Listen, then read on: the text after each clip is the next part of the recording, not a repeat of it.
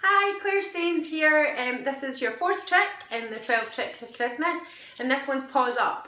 Few safety elements here. Don't choose something big and massive if your dog's this size, and don't choose something that size if your dog's this size. So pick a size appropriate. With a large dog, however, I do start on something that's quite low to the ground. You want to make sure that when their paws and their weight goes on it, that it's not going to like slip away, because that can put them off forever. You can hurt them.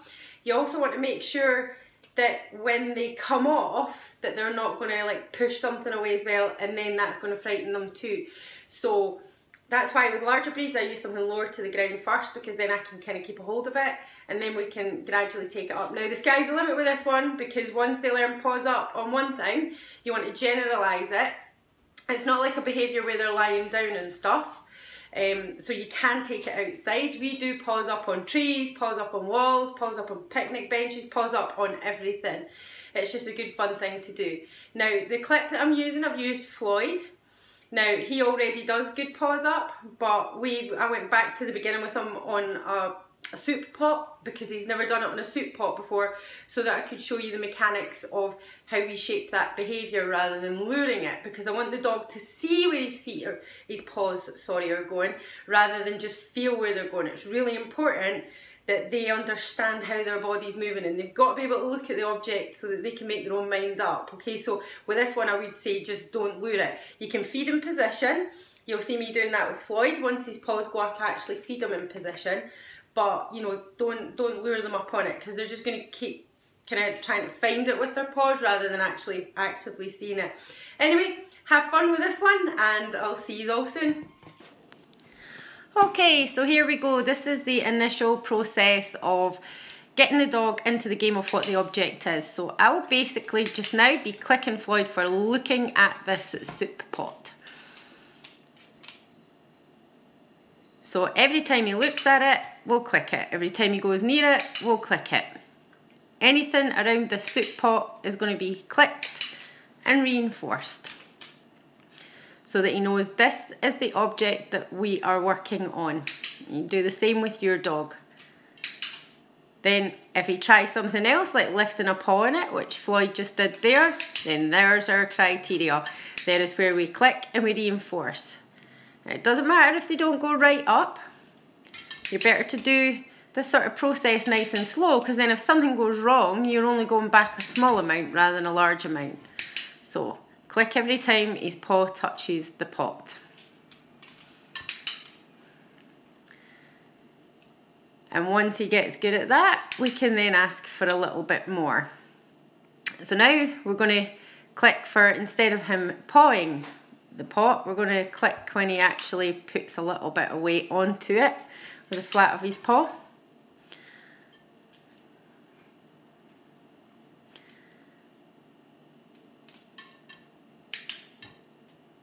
And there is the shift in weight. Now here I'm just giving a rapid rate of reinforcement, meaning I'm feeding him a whole lot of food just up on there, so that that behaviour becomes much more desirable than just touching it. Now I don't give him a handful at a time, I'm sort of fishing it through one at a time like a Pez, so that it's a huge quantity that he's getting, so that it's really cementing that behaviour of balance your paws on the pot is what gets you the reinforcement.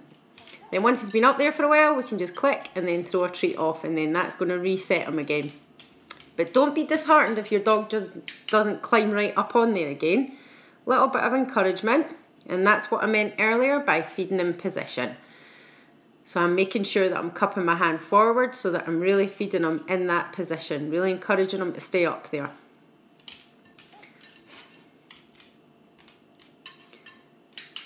And there you go again, there's that Paws Up. Now, the verbal cue I use for this is just Paws Up, and I would add that word up just as soon as he was just shifting his weight on there to go up, so that he understands that Paws Up means front paws up on the object. Now here, I left this in, Floyd just gets a little bit stuck.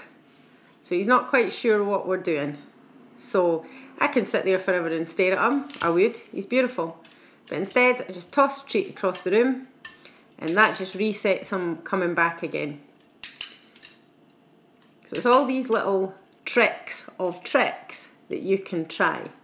And every dog is different, so every formula is different. But the theory and the basics all remain the same. So paws up, click, feed. Now you can see there Floyd shakes. That is because of his degenerative spinal condition. It makes him walk funny too, so hence his nails are a bit longer. We can't shorten them off, and that's what you can hear, all that clicking. But we can't get them any shorter without cutting into his quick. There we go, back up again. So once they've got that, we can then try paws up in different locations and on different objects. Now here's Floyd doing it on a chair. Now he's quite good at this one already. So it was just to show you, and then we add distance. So as you can see, I'm standing a little bit further away from the object and I'm cueing him. Now click when his feet are on, and then I throw the food off. I wouldn't have done that on the soup pot because it's too much movement. It would cause the soup pot to move. When I'm adding the duration, I just withhold the click and click and toss. And I can move that quickly because it's a behaviour he likes. I hope you have a lot of fun doing that one. As I say, safety first. Now, with the paws up, you're going to need that later on when we're doing, say, a prayer for Santa. So you're going to have to add duration to that. Just a little bit at a time, a little bit at a time, okay? If the dog chooses to break off, it means you've gone too far. Another point with this behaviour is I use it, as you've just seen in the video of Floyd there.